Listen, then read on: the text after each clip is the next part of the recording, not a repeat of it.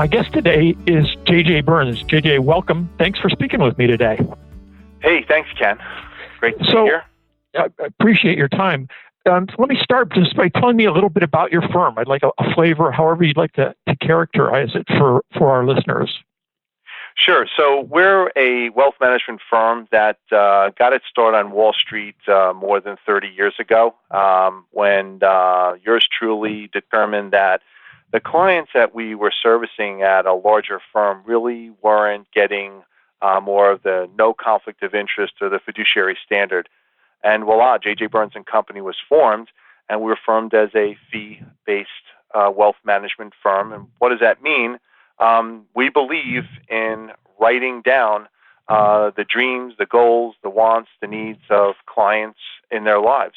And what we found over time, as we looked backwards, that our very best clients always have gone through life transitions, such as death or divorce or disability. Lately, illnesses as our clients age, their parents, their family, spouses are faced with very life-challenging issues. Mm-hmm. So it sounds like you've got in your client list all the normal, small, big, large transitions of life that are happening to people. Yeah. JJ, in a firm like yours, are these kinds of things happening with a regular kind of cadence? I mean, not one a week, but periodically throughout the course of a rolling 12 months, or? I would say at the velocity that we're at now, Ken. I'll go back to your original statement. They're pretty much happening every week.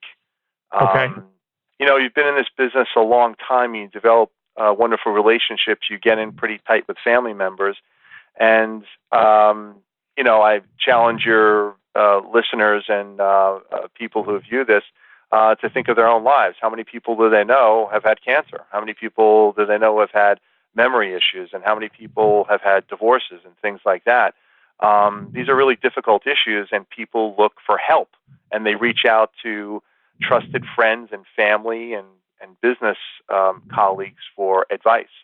So, after doing this for over 30 years and developing a team that is very adept and understanding of this, we're getting many referrals from attorneys, accountants who they know we have a very good specialty, a very keen specialty in understanding these things and planning for them.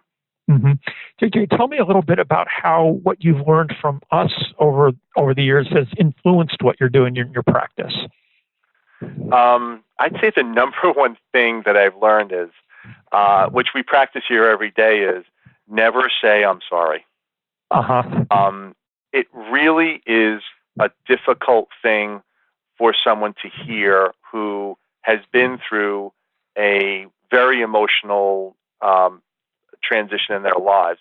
They don't hate you for saying that, but there's just nothing else to say after the conversation. I can give you so much more, but it's really the understanding of putting yourself in the family shoes, the client shoes, because it's not what you think. The experience of somebody going through this health challenge and these transitions is just a different experience. And that's really the glue that begins to formulate a really warm and caring and robust relationship that transcends just doing wealth management. Yeah. That's so consistent, so coherent with what we try and what we teach. What other best practices are you comfortable sharing, if any? It doesn't have to be the exhaustive list, but what other best practices have you implemented? And related to that, what's next on your implementation list? Yeah, I would say a big thing for us that's been very, very helpful is understanding the pathology of what's going on. Especially, we've been dealing a lot lately with a lot of illnesses. So we're currently dealing with a case with ALS, which is Lou Gehrig's. We have a case that is in Parkinson's. We have a case in Alzheimer's. We have multiple cancer cases. We have like 4 or 5 of those going on right now. So understanding the pathology, that's really the key question that I'm alluding to, is understanding the pathology of what's going on in the person's life. And when it comes to health, like cancer, what ultimately we find is there's incredibly great treatments for people. And just because you get a diagnosis of cancer doesn't mean you're going to die.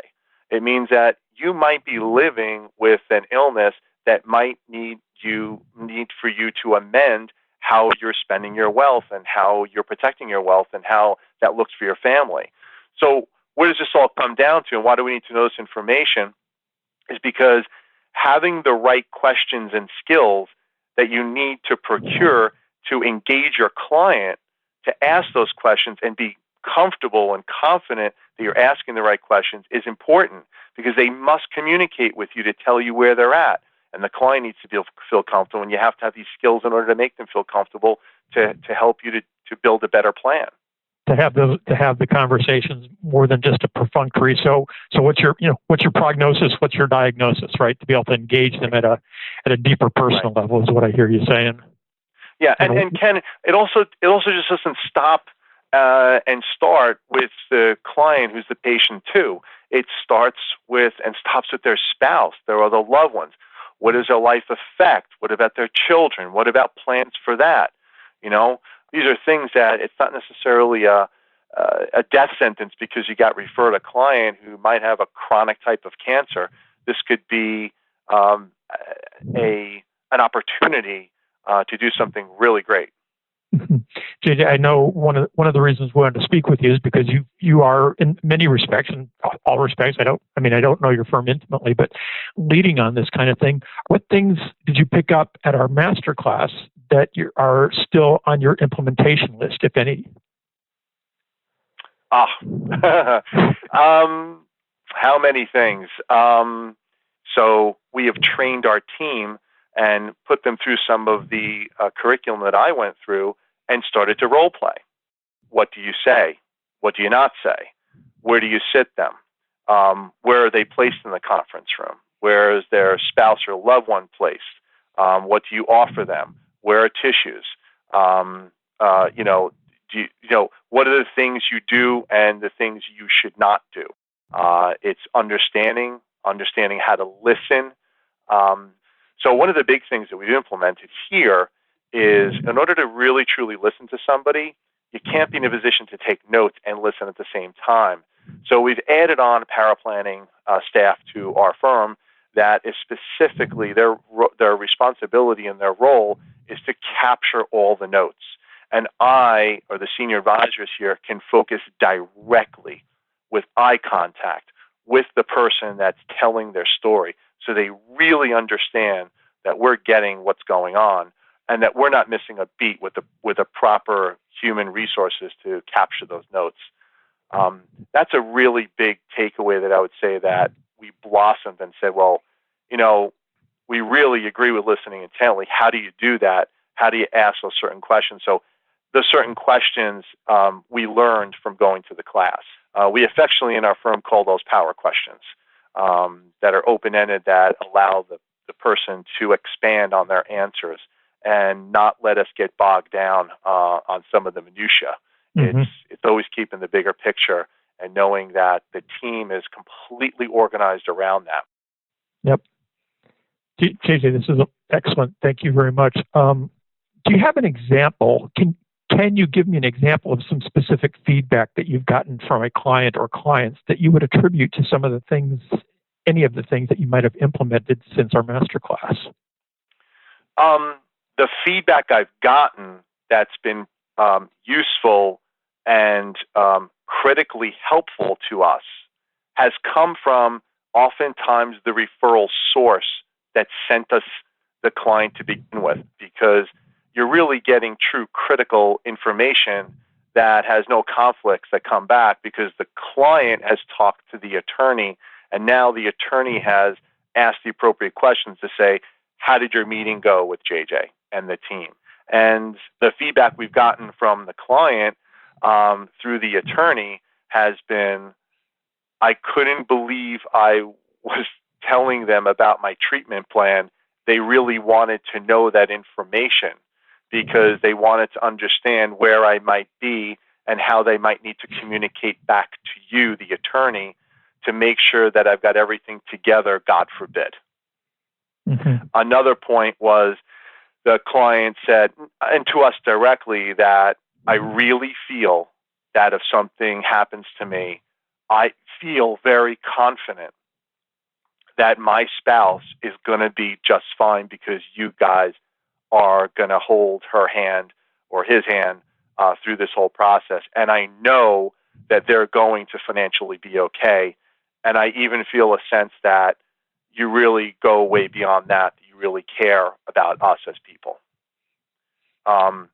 The feeling that you get just as a human being that that I'm honored to do this kind of work. It's really hard to get burnt out when you're helping people every day like this.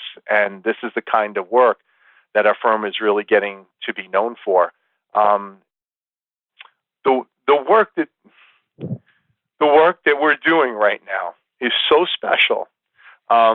It makes me feel that I could do this another 20 years. The people that work for me, they're banging down the doors. They know that this firm is such a special place. And one of the clients that we got was a financial advisor with a terminal illness. And he chose us because of our reputation. He chose us because he knows that his wife is going to be okay with us. This is a guy that retired as a financial advisor and left the firm he was with and said, I want that firm, our firm, to be handling my wife's money when I'm dead. And there's nothing that could be better as a compliment said than that action. Literally when they left here, and I'm even, and pardon me for getting a little emotional here, but when he left here, our team came into my office and said, that's why we're here. And that's why you're so special. And this is just incredible, the work that we're doing here. And they all shed a tear. There's no doubt. Everyone was really touched. And we're right in the middle of working with this client. And it's hard. And at the same breath, very rewarding to know that he's gonna die, and he's going to have his plan well done, the way he wanted to control. And isn't that what we all want? Isn't that what we really all want at the end of the day for the people that love us? We love them. That's right. That is it for sure. For sure. That's a great testament. JJ, I've got one last question, if I can. Sure, buddy. And that's if you could give a single piece of advice to your professional colleague, somebody in the business, what would you say about what you've learned from Core Genius? A single piece of advice around that. As I'm talking to you right now, compassionate communication, my desktop reference for times of transition, sits on top of my desk every single day. This is a class that doesn't involve just getting some basic tactical information. This strikes to the core of why you entered the advice business. We need these tools. Everybody needs these tools. And I shouldn't say that just financial advisors need these tools. Attorneys need these tools. Our non-competing professionals, such as accountants and anyone who touches our clients in this way, need this information. Don't we just need this information to deal with family and loved ones and friends that we have? To know what to say and what not to say at a time when it's the most challenging point in their life, whether it's health or another transition in their lives. I mean, these are just how to do this when this happens. Advice. And we owe it to ourselves to be educated so we can be a support, not just to our clients, but the people around us who we love and who love us. JJ, thanks very much for your time. I appreciate it. I appreciate the insights that you shared with me. Thanks, Ken.